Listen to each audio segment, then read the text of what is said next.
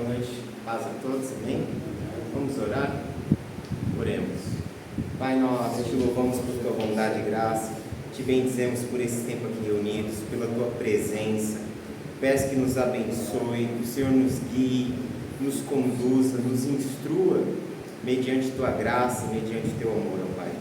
Que a tua bondade, a tua benignidade, a tua misericórdia, Senhor, esteja sobre as nossas vidas.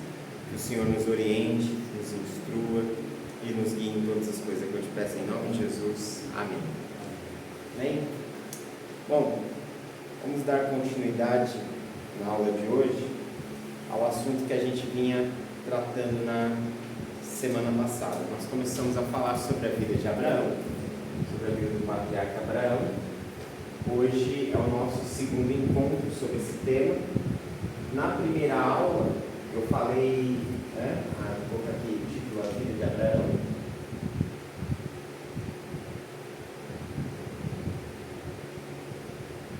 Eu vou pôr aqui, a primeira aula, a gente falou sobre o chamado por Deus, né?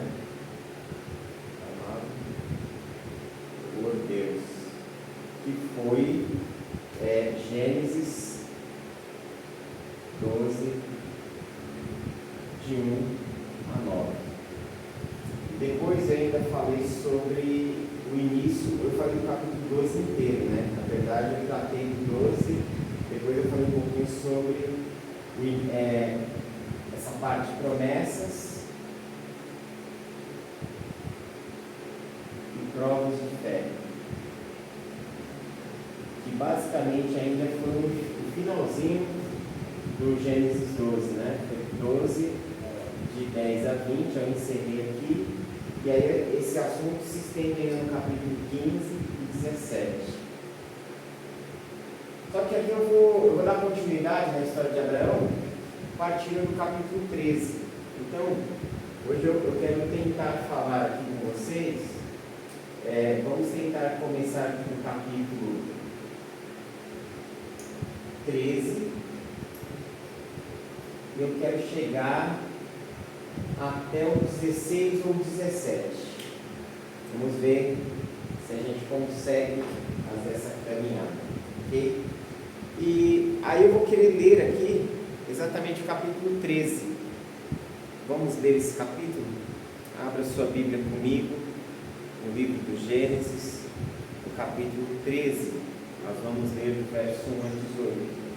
Então, primeiramente, vamos ler aqui Gênesis 13, do verso 1 até o verso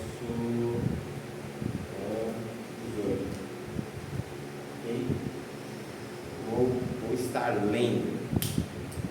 Diz assim: Subiu, pois, Abrão do Egito para a banda do sul, ele e sua mulher e tudo que tinha, e com ele Ló. E Abrão, muito rico em gado, em prata e em ouro, e fez suas jornadas do sul até Betel, até o lugar onde ao princípio estivera sua tenda, entre Betel e Ai, até o lugar do altar que dantes ali tinha feito. E Abraão invocou ali o nome do Senhor. E também Ló, que ia com Abraão, tinha rebanhos e vacas e tendas, e não tinha capacidade a terra para poderem habitar juntos, porque a sua fazenda era muita, de maneira que não podia habitar juntos. Houve contenda entre os pastores do gado de Abraão e os pastores do gado de Ló, e os cananeus e os ferezeus habitavam então na terra. E disse Abraão a Ló: Ora, não haja contenda entre mim e ti, e os meus pastores e os teus pastores, porque irmãos somos. Não está toda a terra diante de ti? Eia, pois, aparte-te de mim. Se escolheres a esquerda, irei para a direita; se escolheres a direita, eu irei para a esquerda. E levantou Ló os seus olhos e viu toda a campina do Jordão, que era toda bem regada, antes de o Senhor ter destruído Sodoma e Gomorra. E era como o jardim do Senhor, como a terra do Egito, quando se entra em Zoar. Então Ló escolheu para si toda a campina do Jordão, e partiu Ló para o oriente, apartado-se um do outro. Habitou Abraão na terra de Canaã. Ló habitou nas cidades da campina e armou as suas tendas até Sodoma. Ora, eram maus os varões de Sodoma e grandes pecadores contra o Senhor. E disse o Senhor a Abraão: depois que Ló se apartou dele, levanta agora os teus olhos, olha desde o lugar onde estás para a banda do norte e do sul, do oriente e do ocidente, porque toda esta terra que vês te hei de dar a ti e a tua semente para sempre. E farei a tua semente como o pó da terra, de maneira que se alguém puder contar o pó da terra, também a tua semente será contada. Levanta-te e percorre essa terra no seu comprimento e na sua largura, porque a ti a darei. E Abraão armou as suas tendas e veio, habitou nos carvalhais de Mamre, que estão junto a Hebrom, e edificou ali um altar ao Senhor. Ok? Então nós vamos ter essa primeira sessão aqui. Nós vamos começar ela do verso 1 até o verso 4, onde a gente tem uma informação muito interessante. Diz que subiu, pois, Abraão do Egito para a banda do sul, ele e sua mulher e tudo que tinha, e com ele também Ló. E Abraão, muito rico em gado, em prata, em ouro, e fez as suas jornadas do sul até Betel, até o lugar onde ao princípio estivera a sua tenda entre Betel e Ai, e até o lugar do altar que dantes ali tinha feito, e Abraão invocou ali o nome do Senhor. Então você vê que o capítulo 13, ele é a continuação do finalzinho do 12, quando a gente terminou o 12, no 12:20, dizendo que Abraão foi convidado a se retirar juntamente com Sara, lá das terras do Egito, por causa de toda a confusão que aconteceu por conta da mentira de Abraão. E aí o texto ele começa dizendo que eles subiram, e aí tem um joguinho de palavras, que subiu, pois, Abraão do Egito para a banda do sul. E se você for olhar a terra de Israel, o Egito já está no sul de Israel. Então você tem Israel aqui, e aí da terra de Israel aqui embaixo já é o Egito. E o escritor ele poderia dizer que ele subiu para o norte, né? E se ele está saindo do Egito, a direção do Egito é o norte. Israel está no norte do Egito. Israel ele é no alto, né? Isso. Ele é a cidade mais alta. E tinha lugares baixos também. Você pode ver que você vai ver que a zona onde está o Mar Morto, que é o Mar Salgado, né? É chamado Mar Salgado, é uma zona extremamente baixa, é uma profunda depressão, né? Israel ele tem planícies, principalmente aqui perto do Jordão, aqui a gente. Por isso que a gente vê região, assim, alguns trechos falando isso, subiu para Jerusalém. sim, mas tem cadeias de montanha. Agora Jerusalém mesmo está na parte mais alta. Tanto que Jerusalém ele está numa parte alta, e ao redor de Jerusalém, Jerusalém é cercado por uma cadeia de montanhas ali, cercado por vários montes, entendeu? Só que aqui o autor ele usa uma fala estranha, né? Porque em vez de ele falar, subiu, pois, Abraão do Egito para a banda do sul.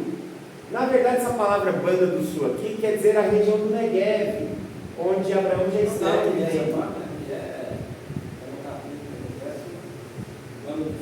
Estou no verso 1 ainda. Então ele vai para a região. Para a banda do sul. Isso.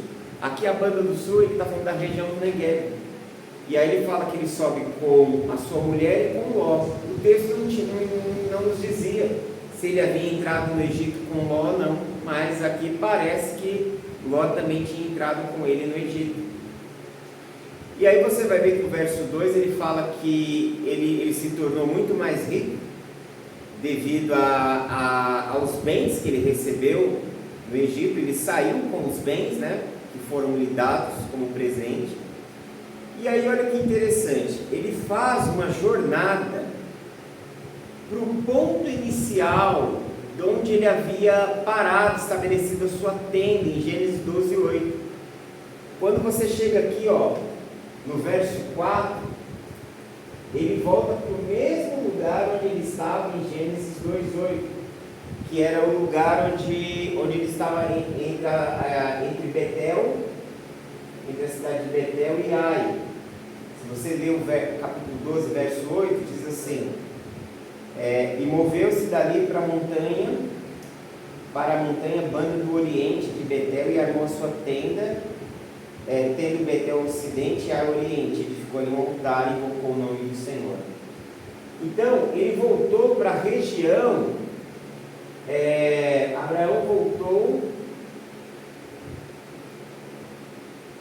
para a região onde ele habitava antes da seca e fez ele descer para o Egito. E aí algo me chama a atenção aqui, porque assim, ele foi para o Egito devido à seca. Ele foi, em Gênesis 12:8, ele estava entre Betel e Ai, ele havia armado uma tenda e havia construído um altar. E aí ele permaneceu morando nessa região. Aí veio a seca, aí ele migrou daquele lugar para o Egito. E aí no Egito aconteceram os episódios que nós lemos do versículo 10 ao versículo 20. E aí ele volta novamente a habitar nessa terra. Ele volta novamente para essa região. E o que isso... é até interessante que o verso 4 faz questão de dizer assim: até o lugar do altar que antes ali ele tinha feito. E Abraão invocou ali o nome do Senhor. Se a gente olhar para essa história, nós podemos tirar inúmeras lições. Mas essa lição aqui aqui me vem uma aplicação, uma lição que me chama muito a atenção. Porque Abraão ele vai para o Egito fugindo da seca. Lá ele toma algumas atitudes que não são as melhores, ele faz algumas escolhas que não são as melhores, que gera novamente uma situação que faz com que ele seja expulso do Egito. E ao ser expulso do Egito, o que nós vamos perceber? Que ele retorna para o ponto de partida. Então isso nos mostra que talvez, isso aqui abre um precedente para nos mostrar que todas as vezes que nós fazemos algumas escolhas na nossa vida, onde essas escolhas elas irão nos levar para alguma coisa que não seja boa ou não esteja de acordo com a vontade de Deus, muito provável que a gente vai ter que voltar para o início, vai ter que voltar para onde estávamos. É mais ou menos quando você está na escola ali e você repete de ano, e em vez de você estava na 5ª série, em vez de você partir para a 6ª série, você volta novamente no outro ano a fazer a 5ª série novamente, quando você já deveria ter ido para a 6ª série. Me dá a impressão que é isso que está acontecendo aqui na vida de Abraão. O versículo dele, põe um voto no nariz e faça voltar para o lugar que não conhece, né? Exato. Que diz isso. Então a gente vai ver o quê? Que ele precisa voltar para cá. E aqui era o lugar onde ele tinha estabelecido o quê? Um altar. E ele volta a buscar a Deus. Ele volta a invocar o nome do Senhor ali. Vai voltar, tem a ver com retroceder. Se a gente for pensar, lembra que eu falei na aula passada que a gente deveria olhar para essa história de Abraão com 2 olhares. Primeiro, como uma história literal do que ele está acontecendo. Então, literalmente você poderia pensar, ele foi expulso daquela região, ele voltou para onde estava, porque a seca também já havia passado. Mas a gente precisa fazer um olhar espiritual. A gente precisa olhar para a jornada de Abraão como uma jornada espiritual. E fazendo essa segunda leitura, olhando como uma jornada espiritual, nós vemos um homem que ele fez algumas escolhas na vida dele que não foram as melhores escolhas, e aí ele teve que voltar para o início. Isso aqui fala muito da nossa vida. A escolha dele foi quem fez ele voltar. Exato. Quando você tem um caminho a trilhar, você tem que ir por essa direção aqui. Só que você tem essa aqui, e você está exatamente aqui. Você teria que andar por essa estrada, mas você tinha essa, e você pegou qualquer uma dessas. Vamos supor que você entrou para cá. Imagine que aqui, a rua está fechada. Não tem como você passar. O que você vai ter que fazer? Voltar. Entendeu? Aí você vai para cá. Não, agora eu vou tentar essa. Aí aqui você se perde, não sai em lugar nenhum, acaba tendo que voltar. Aí você escolhe essa. Isso se refere a alguém que está sem a direção, não está obedecendo a direção de Deus. Exatamente. E acaba voltando. Então, todas as vezes na nossa vida que nós tomamos atitudes ou fazemos escolhas fora da vontade de Deus, fora do plano de Deus, nós acabamos tendo que voltar. Se a gente quiser pegar o caminho correto, vem com traumas, com alguma... Exato. A gente vai ter que voltar e pegar novamente o caminho certo. É igual quando você se perde numa via. Existem algumas vezes quando a gente se perde, o que você vai ter que fazer é pegar um retorno para cair de volta na estrada. E às vezes o retorno é longo. Uma vez eu me perdi, foi na Fernão Dias, eu acho. Não lembro, foi na Bandeirantes. O retorno estava 15 quilômetros de distância. Então eu tive que percorrer 15 quilômetros com o tanque na reserva já, vendo a hora que o carro parar ali no meio da estrada e ficar ali, ao Deus dará. Mas eu tive que pegar 15 quilômetros para pegar novamente, para voltar para a pista principal de onde eu estava. Então esse é o problema, quando nós fazemos as escolhas erradas, pegamos os caminhos errados, pegamos os atalhos errados, muito provavelmente vamos ter que voltar. Você pode ver que Jesus, ele fala para João escrever uma carta para a igreja que se encontrava na cidade de Éfeso, no livro de Apocalipse.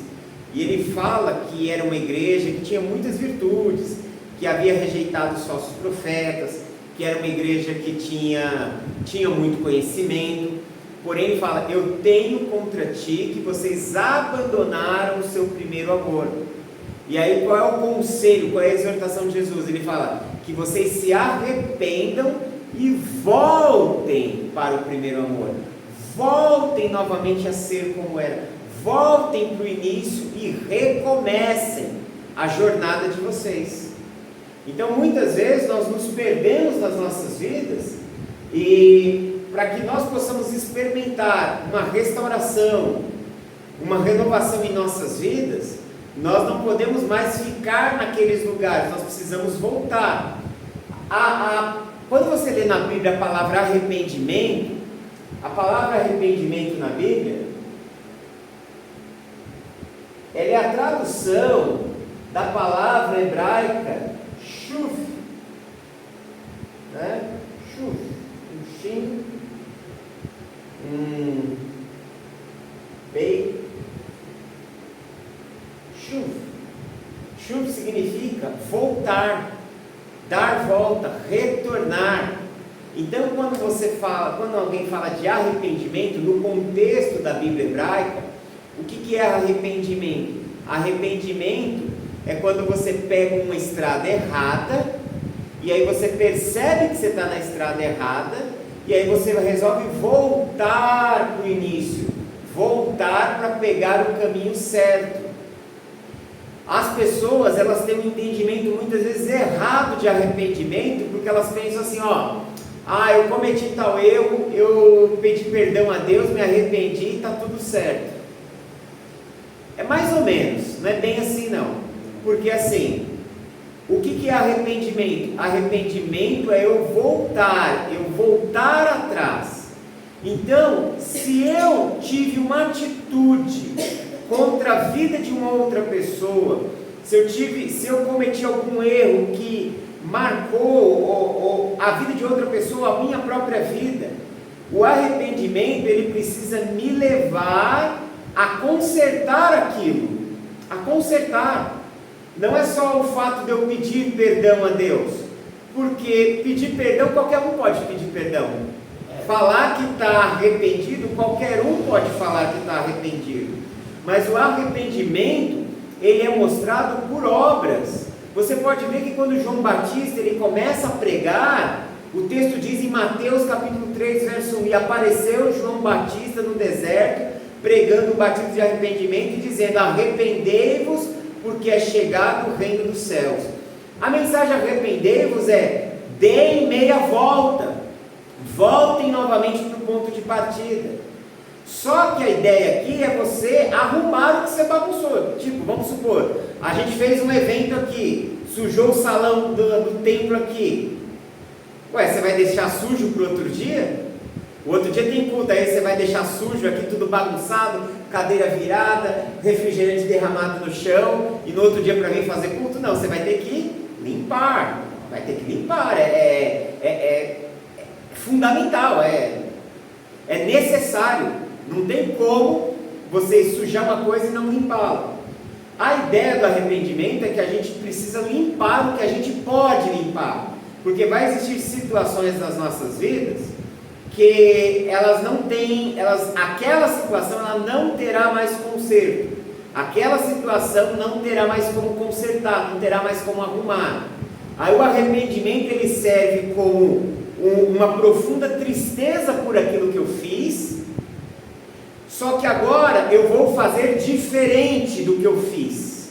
O que eu não consigo mudar, eu agora tenho uma atitude de fazer diferente. Mas aonde eu posso ir e onde eu posso arrumar, o que eu posso consertar, o arrependimento é provado por essa atitude. Você pode ver que nessa mesma mensagem de João Batista, lá em Mateus 3,8, ele diz assim: eis que o machado está posto à raiz da árvore, produzi, pois, frutos dignos de arrependimento. O que ele está dizendo? Que o arrependimento ele é demonstrado com ações, com atitudes. Então, o arrependimento é o quê? É o filho pródigo que ele fala para o pai que ele quer a parte dele na herança, que ele olha para o pai e ele não deseja mais estar na casa do pai, ele não deseja mais viver com o pai, ele não considera mais o pai como o pai dele, ele quer a herança, que é algo que só se dá quando morre. Ele quer herança em vida, ou seja, ele está matando o pai dele no coração dele, ele vai embora de casa, ele nem olha para trás, ele gasta o dinheiro com prostitutas, gasta o dinheiro com bebida, ele bagunça a vida dele inteira, vai terminar num outro país como um escravo, vivendo quase igual um mendigo, vai trabalhar debaixo de uma condição de escravo, e lá, quando ele começa a sofrer, quando ele começa a olhar ao redor dele, quando ele começa a olhar para a vida dele, o texto lá em Lucas diz que ele caiu em si, e aí o texto diz: e caindo ele em si, disse: quantos trabalhadores do meu pai não vivem uma condição muito melhor do que a minha? Vou voltar para a casa do meu pai e direi: pai, pequei contra o céu e perante ti, já não sou digno de ser chamado teu filho, trata-me como um dos teus trabalhadores. Ele reconheceu todas as atitudes que ele tinha tido, e ele viu que agora ele não era merecedor nem de ser filho, mas ele precisava voltar para a casa do pai, ele precisava pegar o caminho de volta, e ele estava longe, hein? Ele estava em outro país. Olha o quanto ele se distanciou do pai, olha o quanto ele se afastou do pai, porque ele não queria estar perto do pai. Aí o que é o arrependimento? Ele teve que fazer todo o caminho de volta, e reatar, e tratar as situações mal resolvidas da vida dele diante do pai dele. Arrependimento é isso. Então, a jornada de Abraão, muitas vezes vai nos mostrar esse caminho que a vida, ela só vai ganhando sentido e significado, a nossa vida só anda à medida que nós vamos fazendo as melhores escolhas. E fazer as melhores escolhas não é uma coisa fácil na vida, porque a vida ela é muito complicada, a vida ela é muito complexa. Fazer as melhores escolhas demanda a necessidade de nós nos apegarmos a Deus e deixar que Ele nos mostre o seu caminho, que Ele revele a sua vontade, que Ele vá nos conduzindo. Você pode ver que ele vai para o Egito, ele volta novamente para a cidade de Betel e Ai, ali entre Betel e Ai, ele volta novamente para o lugar do altar, e ele volta novamente a invocar o Senhor. Você pode ver que no primeiro momento em Gênesis 12:8, Gênesis 12:8 ele invoca o Senhor. No Egito ele não invoca o Senhor, ele fica por conta própria, e aí ele precisa voltar novamente para buscar o Senhor, entendeu? Então, a lição que a gente tira desse trecho aqui: não dá para fazer a jornada sem o Senhor, não dá para deixar o Senhor num lugar e ir sozinho, entendeu? A gente precisa ter aquela fala do Moisés, eu não vou me mover daqui se a tua presença não for comigo, entendeu? Então esse é o primeiro ponto. Depois ele volta a viver nessa região e o texto fala que os pastores, os trabalhadores de Ló, os empregados de Ló, que é sobrinho de Abraão, começam a ter divergências com os pastores de Abraão. Por quê? Porque exatamente aqui a terra ela não suporta, eles eram muito ricos, eles tinham muito gado, eles tinham muitos animais, e o que vai acontecer? Começa a haver uma dissensão. O verso 7 diz assim: houve contenda entre os pastores do gado de Abraão e os pastores do gado de Ló, e os cananeus e os fariseus habitavam então na terra. Essa é uma informação do verso 7, que primeiro, na parte A do verso, nos fala da situação que vai levar à separação de Abraão e Ló. E na segunda parte, o escritor ele faz menção que os cananeus e os fariseus habitavam na terra naqueles dias.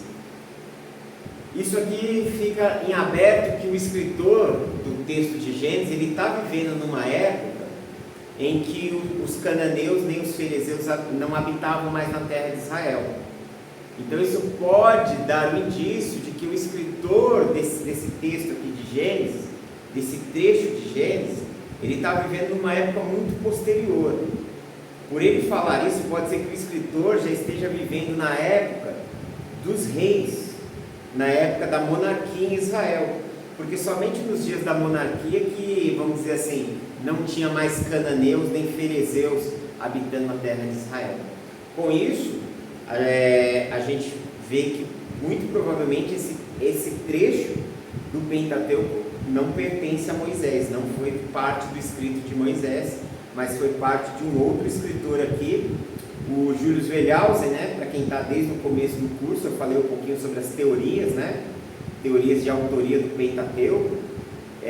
A crítica moderna hoje diz que Moisés não é o único escritor, que existem outros escritores que escreveram outras partes. Moisés escreveu algumas partes, outros escritores escreveram outras, e alguém juntou tudo isso nos dias do cativeiro na Babilônia, ali naquele período que eles estavam se reorganizando novamente, no período que eles voltam da Babilônia, que eles passam a morar novamente em Israel, passaram a organizar esses escritos, porque lembra, tudo era dito oralmente, e aí começou-se a organizar todas essas coisas. E aí nós vamos ter essa sessão aqui, onde Abraão ele aparece dizendo para Ló, e isso aqui é muito interessante, porque olha a confiança de Abraão em Deus, e olha como ele é um homem altruísta, como ele é uma pessoa que ele, nesse momento, ele passa a olhar para o sobrinho com olhos de amor, e deixou a escolha nas mãos do sobrinho. O verso 8 diz assim: disse Abraão a Ló: ora, não haja contenda entre mim e ti, entre os meus pastores e os teus pastores, porque somos irmãos. Não está toda a terra diante de ti? Pois a parte de mim, se você escolher a esquerda, eu vou para a direita, se escolher a direita, eu vou para a esquerda. E aí olha só o que acontece com Ló, Verso 10: levantou Ló os seus olhos e viu toda a campina do Jordão, que era bem regada, antes do Senhor ter destruído Sodoma e Gomorra, e era como o jardim do Senhor, como a terra do Egito, quando se entra em Zoar. Quando a gente fala de Sodoma e Gomorra, Sodoma e Gomorra, vamos dizer assim, é uma síntese para um grupo de 5 cidades.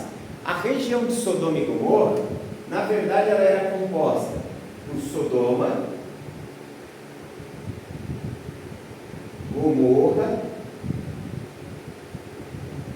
a cidade de Zeboim, a cidade de Admá e a cidade de Bela. Para uns é Bela, outros é Bela, que chamava-se na verdade Zoar. Você pode ver que ele faz citação aqui de Zoar, no verso 8, no verso 10 ele fala: levantou os seus olhos, viu toda a campina do Jordão, que era toda bem regada, antes de o Senhor ter destruído Sodoma e Gomorra, e era como o jardim do Senhor, como a terra do Egito, quando se entra em Zoar, né? Então, da terra do Egito, quando se entra em Zoar, era um jardim muito belo, que era a cidade de Bela. Quando os anjos vieram destruir Sodoma e Gomorra, os anjos não destruíram apenas Sodoma e Gomorra, destruíram as 5 cidades, certo? Onde você vai ver que isso aqui fazia parte de um conglomerado só? No próximo capítulo, no capítulo 14, verso 2. Em Gênesis 14, verso 2, a gente tem aqui o conjunto dessas cidades aqui sendo citado, e já já a gente chega lá. E aí ele olha para esse lugar, ele olha para essa região aqui e vê que é uma região muito bela. E o que ele faz? Rapidinho ele escolhe para lá, leva seu gado, seus empregados. O verso 11 diz: então Ló escolheu para si a campina do Jordão e partiu Ló para o Oriente e se separou um do outro.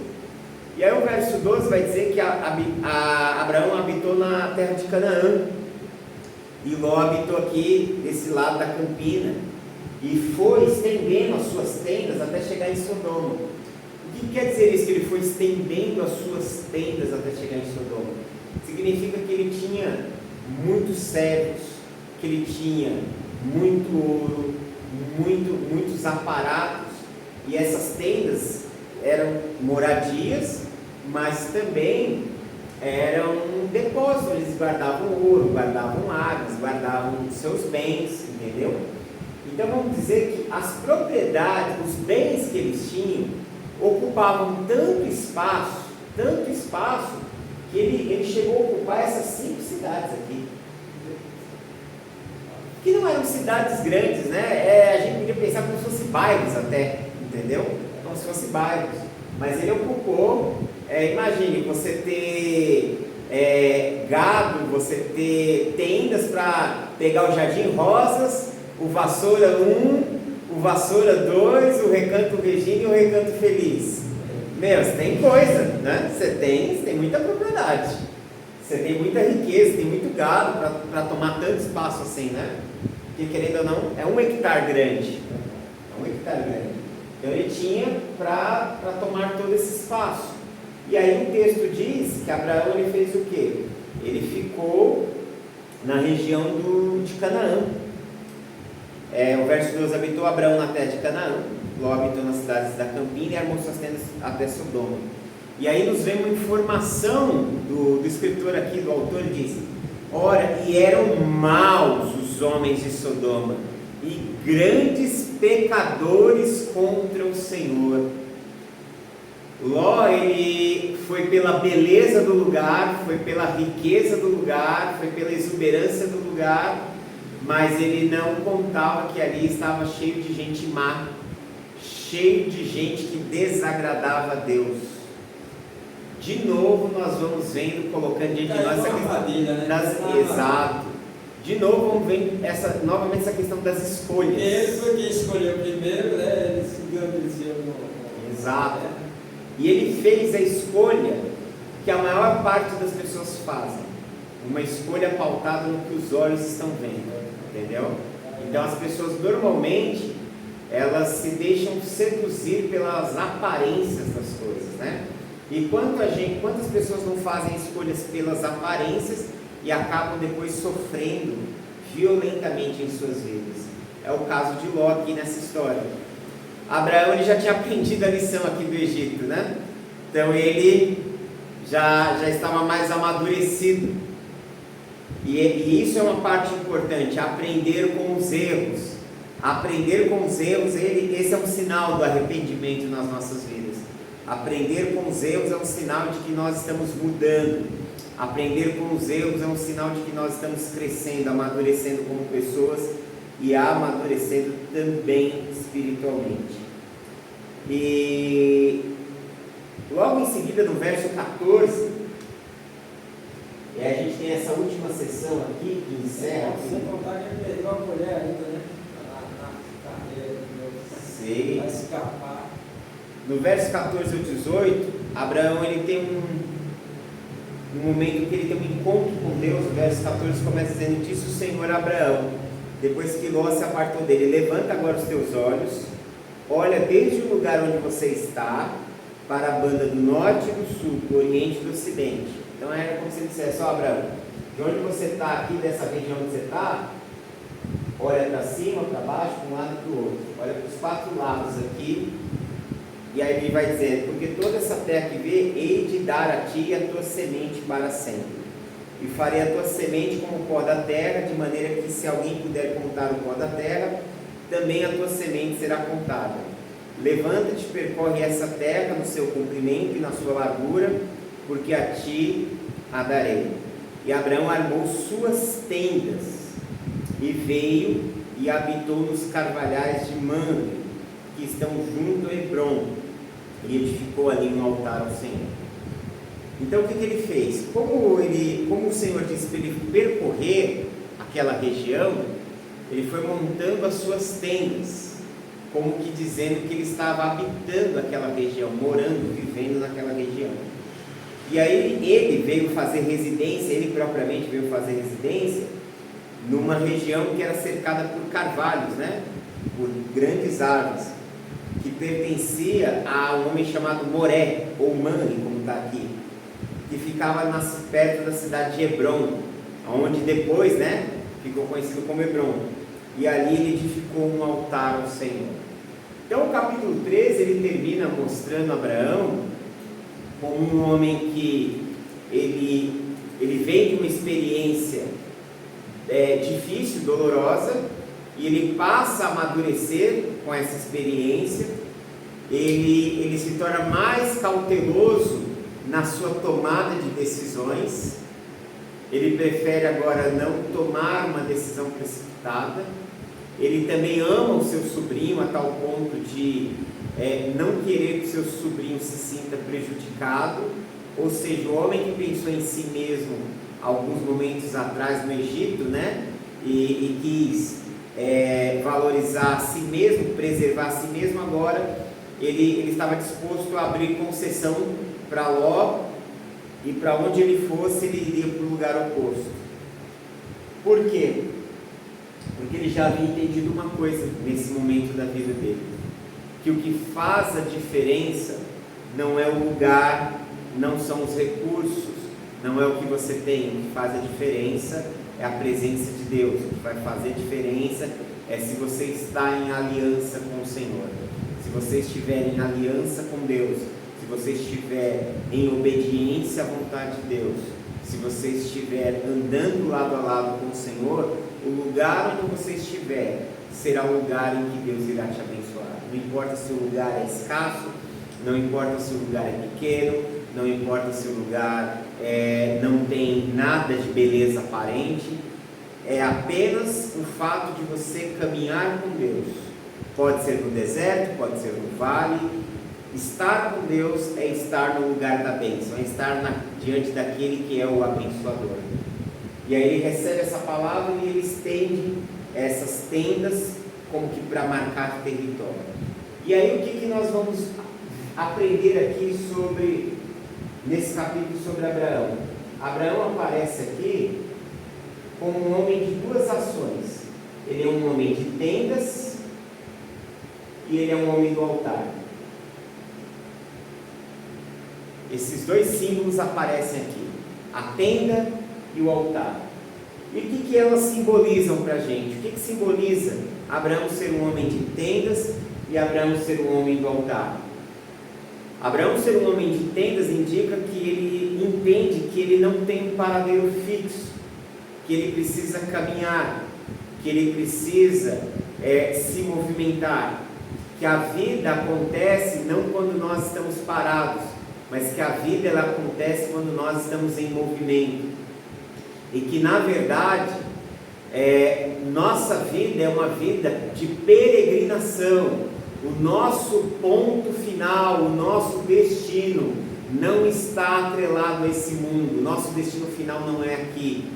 Aqui nesta vida nós somos peregrinos, a exemplo de Abraão.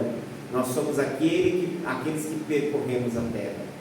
Mas o que simboliza o altar? O altar é o lugar da comunhão, o altar é o lugar onde você se comunica com Deus, o altar é o lugar onde você invoca o Senhor. Então a ideia é que nós precisamos atravessar essa vida com duas consciências. A primeira, de que tudo nessa vida é passageiro, que nada nesse mundo é o nosso destino final, que aqui não é nosso ponto de chegada, aqui nós passamos por estações, que o nosso destino final é a eternidade, mas que enquanto nós estamos vivendo neste mundo, enquanto nós estamos caminhando neste mundo, esse é o lugar onde nós devemos aprender de Deus, onde nós precisamos caminhar com Deus, e esse é o lugar que nós precisamos espalhar a verdade de Deus, espalhar o amor de Deus. Nós precisamos aprender as verdades de Deus e nós precisamos comunicar essas verdades de Deus. Nós precisamos viver de acordo com a vontade de Deus e nós precisamos viver e cumprir a missão que Deus tem para as nossas vidas. Então, ser um homem do altar é ser alguém que ouve e obedece a Deus, que cumpre a vontade de Deus, enquanto é um homem da tenda, enquanto é um homem que vive em muitos lugares, enquanto entende que a nossa vida não tem um ponto de final aqui, que tudo nessa vida é transitório e passageiro, ok? E aí nós vamos para o capítulo 14, posso apagar aqui?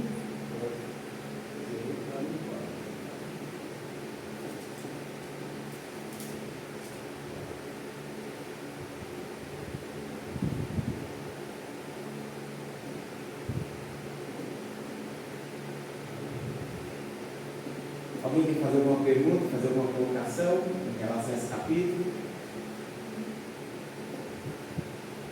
Tranquilos? Vamos com 14.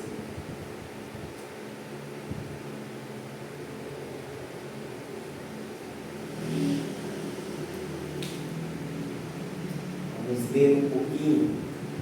Aqui é uma aula que você lê a Bíblia, do início ao fim. Capítulo 14, o texto começa dizendo assim: E aconteceu nos dias de Aramfel, rei de Sinar, Arioque, rei de Elazar, Quedorlaomer, rei de Elam, Tidal, rei de Goim, que esses fizeram guerra a Bera. Bera é o nome da cidade que eu acabei de falar, que era Zoar, né? Aliás, Bera é o nome do rei, perdão. Bera, rei de Sodoma. Que tal o nome da cidade? Sodoma. Birza, rei de Gomorra. Sinab, rei de Adimá, Seneber, rei de Zeboim, e ao rei de Bela, que é Zoar. Todos esses se juntaram no vale de Sidim, que é o mar de Sal, ou seja, na região onde depois ficou conhecido como Mar Morto aqui. Eles se juntaram para travar uma guerra contra os reis de Elão e da terra de Sinar, onde é a Babilônia. O verso 4 vai dizer assim: 12 anos haviam servido a Quedorlaomer, mas no 13º ano eles se rebelaram. E ao 14º ano veio Quedorlaomer e os reis que estavam com ele, e feriram os Refaíns em Asterote Carnaim, e aos Uzins em Rã, e aos Emins em Savé Quiriatim, e aos Oreus no seu monte Seir, até a campina de Parã, que está junto ao deserto. Depois tornaram e vieram em Mispate, que é Cádiz, feriram todas as terras dos amalequitas, também os amorreus que habitavam em Azazon Tamar. Então saiu o rei de Sodoma, o rei de Gomorra, o rei de Adimá, de Zeboim, o rei de Bela, e ordenaram batalha contra eles no vale de Sidim, contra Quedorlaomer, rei de Elão, Tidal, rei de Goim, Aramfel, rei de Sinar, e Arioque, rei de Elazar, 4 reis contra 5. E o vale de Sidim estava cheio de poços de betume, né? Betume é piche. E fugiram os reis de Sodoma e Gomorra, ou seja, estavam tomando um pau, começaram a perder, mesmo sendo maior quantidade, eles eram 5 contra 4, mas começaram a perder, fugiram. E caíram nesses poços de piche. E os restantes fugiram para o monte. Isso foi a salvação desses 2 reis.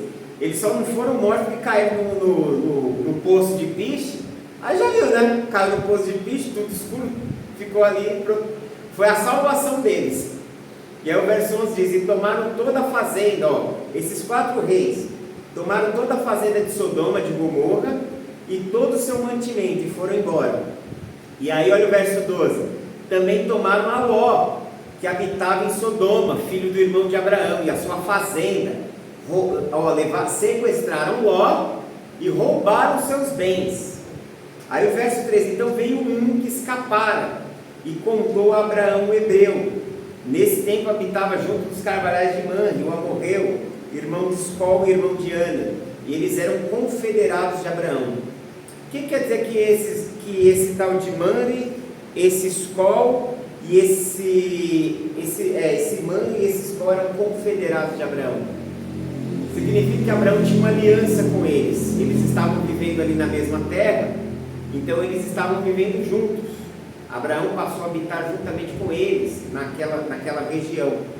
Então eles tinham uma espécie de aliança, tinham alguma espécie de contrato que fazia com que eles vivessem em paz. E aí esse que escapou veio contar a Abraão o que havia acontecido. Os rabinos dizem que nesse verso 13 existem muitas tradições judaicas que dizem que o homem que escapou aqui era o chamado Og, que mais tarde se tornou o rei de Bazã, o cara que lutou contra Moisés, que fez afronta, e que esse Og aqui era um homem muito alto, ele dormia numa cama de 4,5 metros, entendeu? Dizem, né? Dizem a tradição judaica. Og, que mais tarde Rei de quê ele era? foi o rei de Bazã. Rei de Bazã. Mas ninguém tem certeza disso, né? Isso aqui é uma conjectura, né, das tradições judaicas.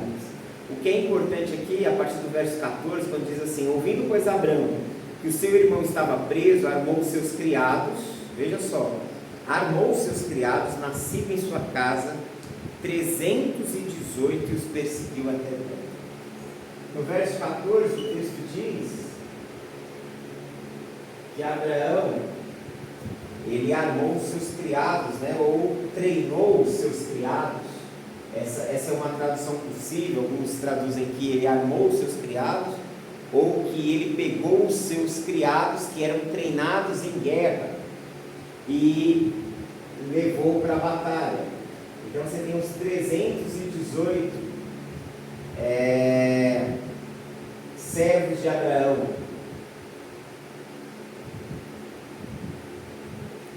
treinados para o combate.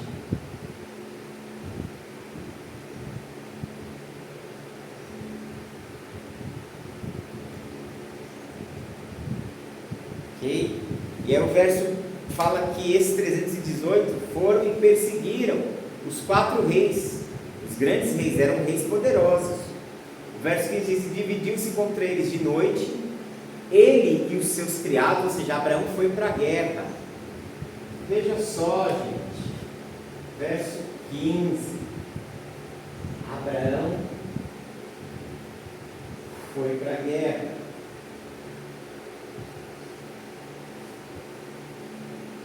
Talvez aqui a gente comece a mudar nossa imagem de Abraão, né? Porque a gente tem Abraão, aquele homem velhinho, pacífico, como se ele fosse, sei lá, uma pessoa bem, como eu vou dizer, inofensiva. Mas ele foi um homem que foi para a guerra. E ele tinha 318 homens que, segundo algumas traduções, foram treinados, segundo até alguns midrash, alguns textos judaicos, foram treinados pelo Abraão para a guerra. Então Abraão não era qualquer um, ele era um homem capacitado para a guerra. Um lado de Abraão, talvez vocês nunca pararam para pensar nisso. Veja só no verso 15. Ele, juntamente com seus servos, eles armaram uma emboscada contra 4 chefes tribais poderosos. Diz o texto: dividiu-se contra eles de noite, ele e os seus criados, e os feriu, e os perseguiu até Obá, que fica à esquerda de Damasco, e tornou a trazer a fazenda, e tornou a trazer também a Ló, seu irmão, e a sua fazenda, e também as mulheres e o povo. Veja só, ele foi lá numa missão de resgate, ele foi lá resgatar o seu sobrinho, e ele era um homem de paz, mas ele era um homem que estava pronto para a guerra. Eu acho que essa é sempre uma característica de Israel. Você pode ver que Israel procura ser um estado de paz, mas está preparado para a guerra. Você pode ver como eles têm tecnologias, eles têm uma tecnologia de guerra assim absurda, entendeu? Absurda. Ou seja, que o fato de você ser alguém de paz não significa que você é alguém bobo. O fato de você ser uma pessoa de paz não significa que você não é uma pessoa inteligente e que não esteja preparado para lidar com situações difíceis. Às vezes as pessoas acham que uma pessoa pacífica é uma pessoa boba, é uma pessoa ingênua. Jesus ele fala assim para os seus discípulos: sejam simples como as pombas, mas sejam prudentes. Ali ele quer dizer, sejam astutos, sejam hábeis como as serpentes. Simples como pombas e hábeis, ágeis, astutos, rápidos, inteligentes como uma serpente. Saiba viver essas duas dimensões da natureza humana, porque a natureza humana carrega essas duas dimensões. O pregador que falou, eu tenho bem certeza que a comparação da pomba é porque a pomba não tem fel, né? Só o pomba que tem fel, né? Sim. Eu fiquei voando. A ideia de Jesus, na verdade, é falar dessas duas naturezas que existem em nós, né? Nós temos essa natureza da pomba, que é a paz, que é o aspecto de estar pronto para a paz, mas nós também carregamos dentro de nós esse aspecto da serpente, de estarmos prontos para a guerra, para o combate. E a gente precisa saber dosar essas duas coisas, entendeu? Às vezes a gente precisa ter algumas atitudes, ser inteligente, ser estratégico, pensar de uma forma que nós não vamos nos prejudicar. Tem algumas vezes que a gente vai ter que ser sábio, ágil, entendeu? Isso, e ser ágil, tipo assim, se eu sei de uma situação, eu estou lá, numa situação, eu estou lá, eu tenho um empreendimento com uma pessoa, eu tenho um negócio, eu tenho uma parceria no meu serviço, eu comecei um negócio com alguém, cara, eu preciso confiar no meu sócio. Claro, eu não tenho como você ter uma sociedade com alguém se você não confia na pessoa, é loucura. Mas ao mesmo tempo que eu confio no meu sócio, eu preciso estar precavido se ele for me dar um golpe. Eu não posso confiar cegamente em alguém, eu não posso confiar cegamente em algo, eu não posso ser tão ingênuo a ponto de colocar todas as minhas maçãs num cesto. Eu não posso pegar todos os ovos e colocar num cesto. Imagina se o cesto cai, estoura os ovos. Eu não posso colocar todas as laranjas num cesto. Se tiver uma laranja podre, vai apodrecer as outras. Então eu preciso ser como a serpente, eu preciso ser prudente. Eu confio nas pessoas, mas ao mesmo tempo que confio, eu estou esperto com elas, entendeu? Você pode ver que muita gente que acaba sendo refém na mão de outras pessoas, em inúmeras situações, seja em negócios, seja em relacionamentos, são pessoas que não tiveram maturidade para entender que sim, eu preciso confiar no outro, senão eu não caminho ao lado do outro, mas ao mesmo tempo eu preciso me autopreservar. Eu não vou me jogar numa situação como se eu me jogasse de um penhasco, é loucura. Então a gente precisa ter essa habilidade, a habilidade de ser uma pessoa pacífica, mas saber argumentar, ser uma pessoa pacífica, mas se precisar eu te levo para o tribunal, a gente vai para o júri, a gente vai resolver isso diante das leis, entendeu? A gente precisa ter essas duas inteligências, a simplicidade que nos leva a amar as pessoas e a nos conectar com as pessoas, mas a sabedoria também para dar um passo para trás. Senão, imagina, você vai fazer da sua vida um inferno, porque você vai cair na mão de alguém mais cedo ou mais tarde, mal intencionado, ou você vai acabar com a sua vida, entendeu? Então não pode. Simples como pombas, prudentes, sábios, inteligentes como uma serpente.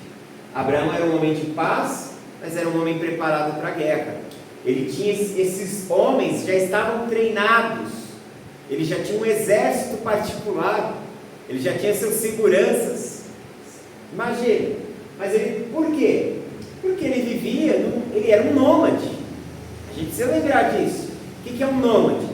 Um nômade é aquele que não tem residência fixa. Está aqui, aí está aqui, depois está aqui. E o que vai acontecer? Quem vive de um lado para o outro está exposto a perigos. Quem vive na caminhada está exposto. Então ele poderia chegar numa cidade, num lugar onde houvesse inimigos, hostilidades, pessoas prontas para querer roubar os seus bens, tirar a sua vida. Então ele estava pronto para lutar, para defender. Nós sempre podemos lutar para defender a vida. Nós sempre podemos agir em legítima defesa, entendeu? Porque nós estamos falando da defesa da vida. Para defender a vida, nós podemos e devemos lutar. Nós não podemos tomar a iniciativa de agredir o outro para fazer o mal. O que Abraão estava fazendo aqui, ele estava resgatando quem? O seu sobrinho. Ele estava lutando pela vida do seu sobrinho. Ele foi lá numa missão de resgate. E aí ele espalha esses reis, ele consegue, E aí olha a diferença. Sodoma era um grupo de 5 reis. Rei de Sodoma, Gomorra, Admá, Zeboim e de Zoar. Contra 4 reis. E eles tomaram um pau, 5. Falou, aqui dá a ideia que só sobreviveu os 2 reis, Sodoma e Gomorra. Pelo visto os outros até morreram. Eles perderam. Aí Abraão sozinho vai lá e vem e põe 4 reis em fuga. Aonde 5 homens, 5 reis dos seus exércitos perderam. E Abraão colocou 4 reis fortes, que já havia vencido 5, ele pôs em fuga. Isso aqui vai nos falar algo muito interessante já nos próximos versos. Se você pensar, o texto aqui, ele fala que ele tinha 318, não é? 318 servos. Esse número aqui, existe do judaísmo, os números têm correspondência com as letras. Então, letras e números representam, basicamente, tem conexões. Existe um sistema chamado, no judaísmo, de gematria. Gematria é uma leitura em código.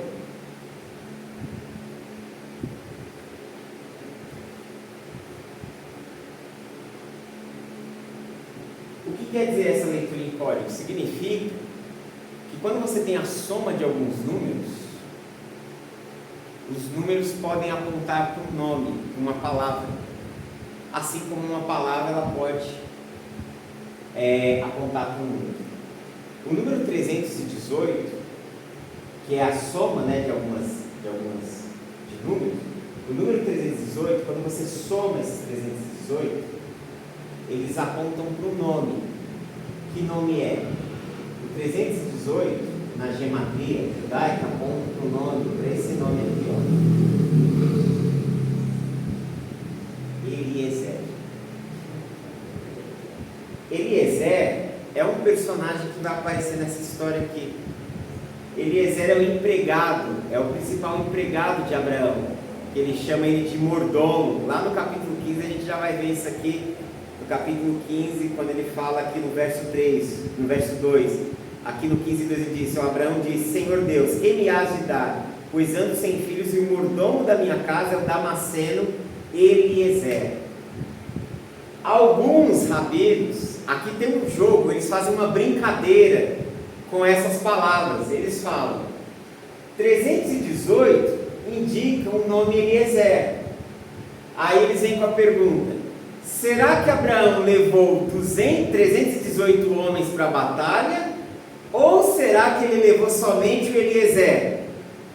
E se ele levou só o Eliezer, a coisa foi mais absurda ainda, porque ele e um outro homem colocaram em fuga 4 reis, com seus exércitos. E aqui é um jogo de palavras, na verdade, é uma brincadeira. Por quê? Porque na verdade, Eliezer, o nome Eliezer, quer dizer em hebraico, Deus ajuda, ou Deus socorre. Então, o que eles querem dizer é que Abraão venceu, não foi com os 318 servos. Na verdade, Abraão venceu com a ajuda de Deus. Porque, se você for olhar, ele estava em menor número. Eu acabei de falar de 5 reis: o rei de Sodoma, Gomorra, Admá, Zeboim e Zoar, que perderam, que saíram em fuga, e que provavelmente só sobreviveu 2 reis. E Abraão, somente com 318, desbaratinou aquele exército. Então a ideia que os rabinos dizem é que esse 318, ao contar com o nome Eliezer, está dizendo assim, que Abraão venceu com a ajuda de Deus. E essa é a grande lição que nós precisamos entender. Porque no capítulo 3, você viu que Ló escolheu o melhor lugar, e Abraão ficou com o pior lugar. E ele prosperou lá porque ele tinha a ajuda de Deus. No capítulo 14, o Ló é raptado, os 5 reis da cidade de Sodoma e Gomorra, daquela região, apanham, perde a batalha, e Abraão, com seus empregados, resgata Ló e põe em fuga o exército. Por quê? Porque ele estava com a ajuda de Deus. E o que isso nos ensina? Não importa se você é minoria, não importa se no lugar onde você está, você seja o menos capacitado, você talvez possa ser o menos inteligente, o menos diplomado. O que vai fazer a diferença não é seus diplomas, não será o seu conhecimento. O que fará a diferença na sua vida é quanto você está dependendo de Deus, o quanto você está disposto a permitir que Deus mova a mão dele na sua vida e se mova através da sua vida. O que fará a diferença na sua vida é o quanto você permite que Deus te ajude, porque você vai vencer com a ajuda de Deus. Você não vence por causa do seu armamento, você não vence por causa do seu exército. Tanto que tem um salmo que fala sobre isso: uns confiam em carros e outros em cavalos, mas nós faremos menção do nome do Senhor. É depender de Deus. Não importa onde você está, não importa com quem você está concorrendo, não importa o lugar onde você está. Não sei se você precisa de uma vaga de emprego, precisa de uma vaga em tal lugar, mas se você depender de Deus, você será bem sucedido. A ajuda de Deus é que faz a diferença. Essa história nos ensina muito sobre isso, que Abraão venceu com a ajuda de Deus, a tal ponto de, não só ele resgatou Ló, ele pôs em fuga os 4 reis, e aí o verso 16 passa a dizer, e ele tornou a trazer toda a fazenda, e tornou a trazer também Ló. Ou seja, ele recuperou não somente o sobrinho, mas todos os bens do seu sobrinho, e também as mulheres e o povo que vivia com Ló. E aí o verso 17 diz: e o rei de Sodoma então vem ao encontro dele, depois que voltou de ferir a Quedorlaomer aos reis que estavam com ele no vale de Savé, que é o vale do rei.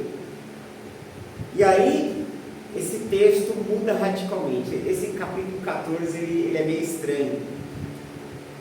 Você tem uma cena que essa cena é quebrada agora. No verso 18 acontece uma outra cena que foge à regra. Mas no primeiro momento estava dizendo que o rei de Sodoma veio ao encontro de Abraão. Muito provavelmente para quê? Para fazer alguma negociação. Mas aí a nossa história ela vai ser interrompida pelo verso 18. O verso 18 vai dizer assim: e Melquisedeque, rei de Salém, trouxe pão e vinho, e este era sacerdote do Deus Altíssimo. Pode ser que na nossa história você pode pensar assim, o rei de Sodoma estava vindo ao encontro de Abraão, só que enquanto ele estava vindo, quem chegou primeiro até Abraão foi um homem chamado Melquisedeque, que era rei de Salém. Guarde bem esse nome, verso 18, você tem um homem chamado Melquisedeque, que é a junção de duas palavras, Malquizadik,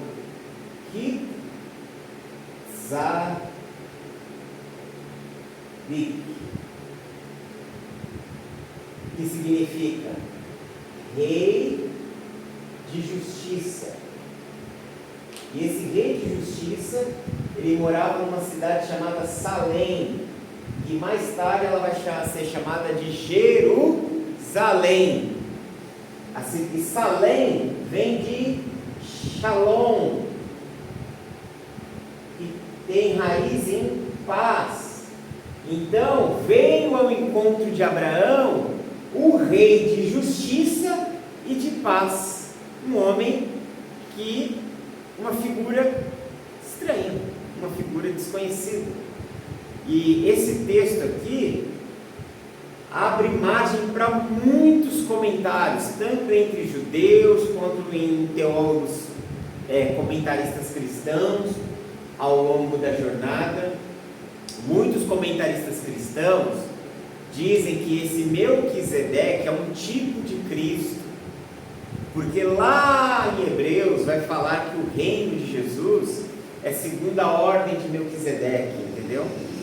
Alguns já arriscaram dizer, alguns cristãos defendem a ideia que Melquisedeque era uma aparição de Cristo antes de Cristo entrar na história humana. Eles chamam de uma aparição do Cristo pré-encarnado, que eu particularmente eu acho uma viagem isso, sem sentido, mas tudo bem, né?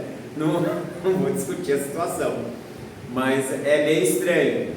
Alguns rabinos, alguns comentaristas judeus dizem que era um anjo representando o próprio Deus.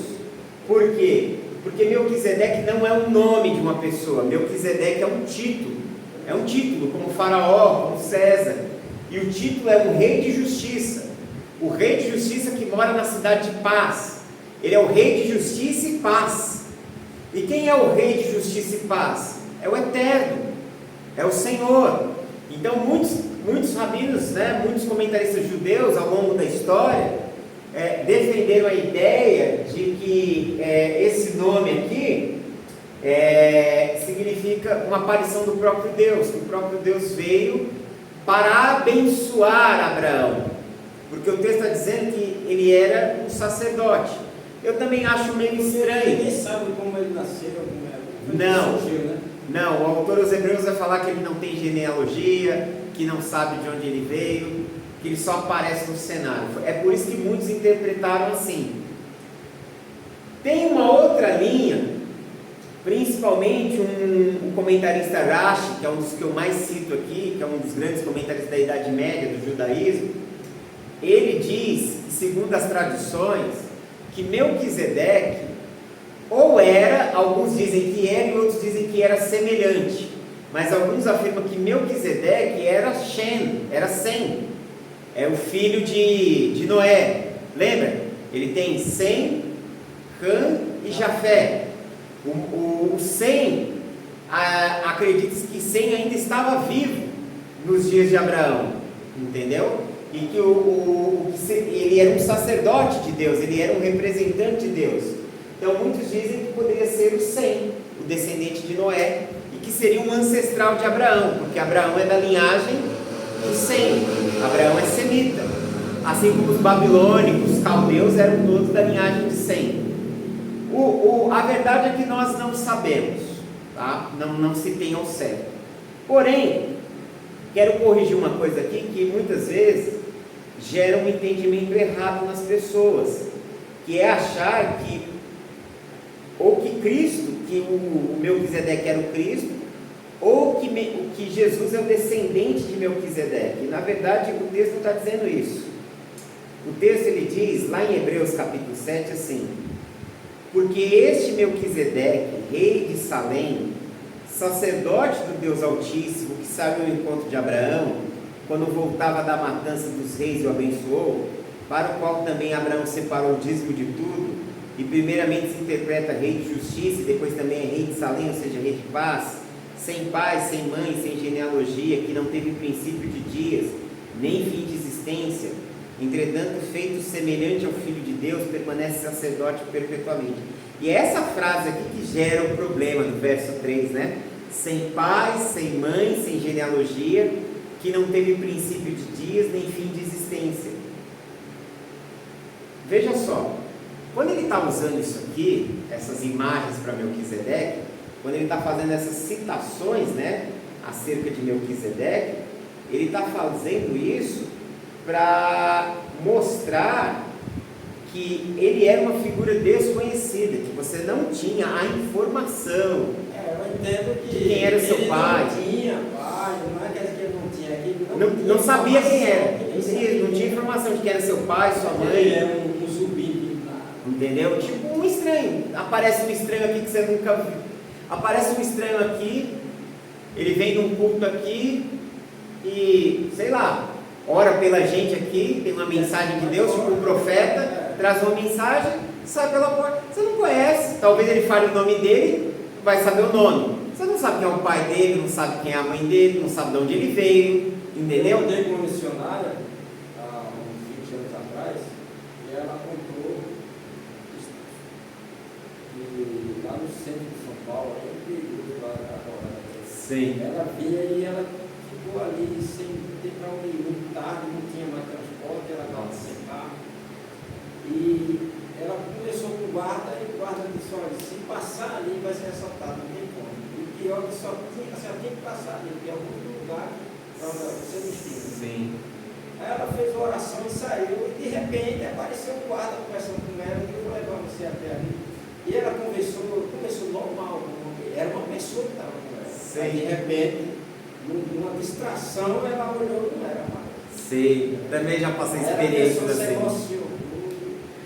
Eu já fiquei perdido dentro de uma favela uma vez, perigosa ali no Nardini, ali do lado ali de Pirituba, na Zona Oeste, perdido mesmo. E aí uma senhorinha, eu encontrei uma senhorinha, ela era desse tamanho, uma senhorinha de couro, sabe, aspecto de crente mesmo, parecia que estava vindo de um culto. Eu virei para ela e falei: ó, moça, eu estou perdido aqui e tal, por onde eu saio, né? E ela só tinha uma reta, falou: só sai aqui, logo depois aqui você já vai estar na rua principal, você vai poder voltar. E eu sei que eu andei, era um espaço aberto, meio aberto assim. Eu sei que eu andei daqui até mais ou menos ao último banco e virei para trás, que eu ia agradecer. Cadê? Como eu conheço essa mulher, não tinha ninguém. Eu conheço essa mulher, eu sei que é realmente uma mulher de Deus. Eu passei a entender que a gente na igreja pode estar na igreja desconhecida, sentado perto de alguém, sentado.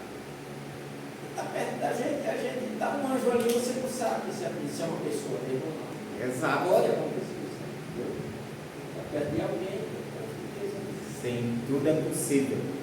Então, quando o autor aqui ele usa o exemplo de Melquisedeque em Hebreus, é para fazer uma comparação com Cristo, porque assim, Cristo ele se tornou o nosso sumo sacerdote. Aí alguém poderia questionar, porque ele está escrevendo para a comunidade judaica, o autor de Hebreus está escrevendo para judeus. Aí o judeu iria questionar: como Jesus é o sumo sacerdote, se Jesus ele era de Judá, ele não era da tribo de Levi, somente da tribo de Levi vem sacerdotes. Aí o autor ele explica: não, porque ele é segundo a ordem de Melquisedeque. Esse Melquisedeque ele era sacerdote do Deus Altíssimo e não existia ainda a tribo de Levi, entendeu? Não existia nada ainda disso, porque Abraão nem tinha tido ainda Isaac, entendeu? A tribo de Levi é descendência de Jacó e ela só se torna a tribo sacerdotal nos dias de Moisés. Então o que ele estava falando? Que o sacerdócio, que o autor dos Hebreus está falando, que o sacerdócio é anterior à lei. É anterior à lei. Assim como ele está dizendo aqui, ó, e Abraão deu o dízimo, deu os despojos de guerra anteriormente à lei. Ou seja, as coisas que estão prescritas na lei já estavam acontecendo antes da lei. entendeu? Então é mais ou menos isso que o autor dos Hebreus está fazendo aqui. Ele não está dizendo que Jesus é Melquisedeque, ou que Melquisedeque é Jesus, entendeu? Ele só está dizendo que o sacerdócio de Jesus é como de Melquisedeque, entendeu? É anterior à lei, não está atrelado à lei, está atrelado diretamente a Deus, entendeu? De alguma forma ele representa Deus, né? Isso, exato. E aí o que vai acontecer? Ele traz pão e vinho, e o texto diz que ele abençoa Abraão. Ele diz assim: bendito seja Abraão, o Deus Altíssimo, o possuidor dos céus e da terra, e bendito seja o Deus Altíssimo, que entregou os teus inimigos nas tuas mãos. E aí o texto diz que Abraão deu-lhe o dízimo de tudo, ou seja, deu a 10ª ali de tudo que ele havia conquistado ali dos despojos de guerra. E aí essa cena some de repente e entra no 21 como se fosse a continuação com o rei de Sodoma, porque aí diz: e o rei de Sodoma disse a Abraão: dá-me minhas almas e a fazenda, os despojos, né, da guerra, você pega para ti. Só que antes de eu continuar aqui falando do rei de Sodoma, né, quero terminar essa questão aqui com Melquisedeque. Porque quando Melquisedeque ele abençoa Abraão, ele transfere o sacerdócio para a descendência de Abraão. O encontro de Melquisedeque com Abraão é um encontro que faz com que Abraão se conecte mais a Deus. E olha só a diferença, né? Os rabinos dizem que você tem no primeiro momento o rei de Sodoma, que não é grato por nada. O rei de Sodoma nem agradece, e Abraão salvou a vida dele, e salvou os bens deles. E o rei de Salém, Melquisedeque, que não tinha nada a ver com a história, vem e abençoa Abraão, reconhece a grandeza de Abraão, reconhece que Deus estava com Abraão, e lhe oferece o que? Pão e vinho, ou seja, alimenta ele depois da guerra. Ou seja, depois de uma guerra, como você volta? Cansado, exaurido. E ele vem para restaurar as forças de Abraão. E aí os comentaristas judeus, eles falam o seguinte, para você ver a diferença de quem serve e quem não serve a Deus. O que serve a Deus é grato e reconhece a grandeza do outro e abençoa o outro. O que não serve, mesmo quando alguém lhe faz o bem, não consegue muitas vezes reconhecer o bem que lhe é feito, né? Mas o que chama atenção aqui é que a partir de agora, ao abençoar Abraão, a bênção, o sacerdócio é colocado sobre Abraão. Ou seja, lá na frente, a comunidade de Israel será uma comunidade onde o próprio Deus diz, lá em Êxodo, em Números, que será um reino de sacerdotes. Ou seja, que de Abraão vai surgir um povo que invoca o Deus vivo. De Abraão vai surgir um povo que obedece a Torá, que obedece a lei de Deus, que caminha em aliança com Deus vivo. De Abraão surgirá um povo que será chamado povo de Deus, entendeu? E ele recebe isso aqui, ele recebe essa transferência, ele recebe essa bênção sobre a vida dele. E aí a história depois continua com o rei de Sodoma vindo e falando para ele, ó, dá apenas as pessoas, né, que você resgatou, e os bens que você conquistou nas guerras pode ficar com você. Olha a atitude de Abraão no verso 22, ele diz assim: Abraão, porém, disse ao rei de Sodoma: levantei minha mão ao Senhor, o Deus Altíssimo, o possuidor dos céus e da terra, e juro que desde um fio até a correia de um sapato não tomarei coisa alguma de tudo que é teu, para que você não digas, eu enriqueci Abraão, salvo tão somente o que os jovens comeram, e a parte que toca aos varões que comigo foram, que é Aner, Escol e Manre, e esses que tomem a sua parte. Entendeu? Então aqui você vai descobrir uma outra coisa do texto, que no primeiro olhar você não vai perceber, que juntamente com Abraão foi 3 homens, que eram os homens que estavam confederados com ele, que ele vivia na mesma região e que tinha uma aliança de paz com eles, que era Nel, Escol e Mamre, e ele vivia nos carvalhais, né, na terra onde habitava o Mamre, ou Moré, né? E aí você vai perceber o seguinte: então Abraão ele foi com esses 3 homens? Não, Abraão ele foi com esses 3 homens que eram chefes de clãs e que tinham também soldados. Aí agora a coisa vai ficar mais confusa. A ideia é confundir para depois explicar. Peraí, então Abraão não foi com 318 homens? Não, ele foi com 318, mas Aner e todo o seu exército, Escol e todo o seu exército, e Moré e todo o seu exército. Ou seja, ele tinha um aparato muito maior talvez do que os 5 reis de Sodoma. E ele venceu. Ah, mas então por que o texto diz então que ele só venceu com os 318? Não, a ideia dos 318 é ser um símbolo, é ser uma linguagem codificada, porque 318 aponta para quê? Para Eliezer. E na verdade não é para você pensar em Eliezer na pessoa, é pensar no significado de Eliezer, que é Deus ajuda. A ideia aqui é só para dizer que Abraão venceu com a ajuda de Deus, independente se ele tinha poucos ou muitos, ele venceu por causa da ajuda de Deus. Porque quando você tem a ajuda de Deus, Deus cria caminhos, Deus cria oportunidades, Deus coloca pessoas para te suprir, Deus coloca pessoas para te ajudar, Deus coloca pessoas do seu lado para agregar na sua vida. Então no final o que faz a diferença é a bênção de Deus, é a ajuda de Deus e é o cuidado de Deus sobre as nossas vidas, gente. Ok? Eu vou deixar, como o 15 vai começar uma outra sessão da vida de Abraão, eu vou deixar o 15 até o 17 para a próxima aula. Alguém quer fazer alguma pergunta? Tem alguma colocação a fazer? Quer tirar uma foto disso aqui para você guardar isso aqui como uma memória e jogar lá no grupo? Ninguém vai entender nada, mas vocês que fizeram a aula, quando olhar para isso, eu te coloquei lá no grupo, Nelson. Lá no grupo, no grupo de estudos. Aí você vai poder ver lá. Posso mandar o jeito que eu coloquei também? Pode sim, claro, fica à vontade. É isso, gente. Então, o que nós aprendemos hoje, né, de lição bem prática para a nossa vida?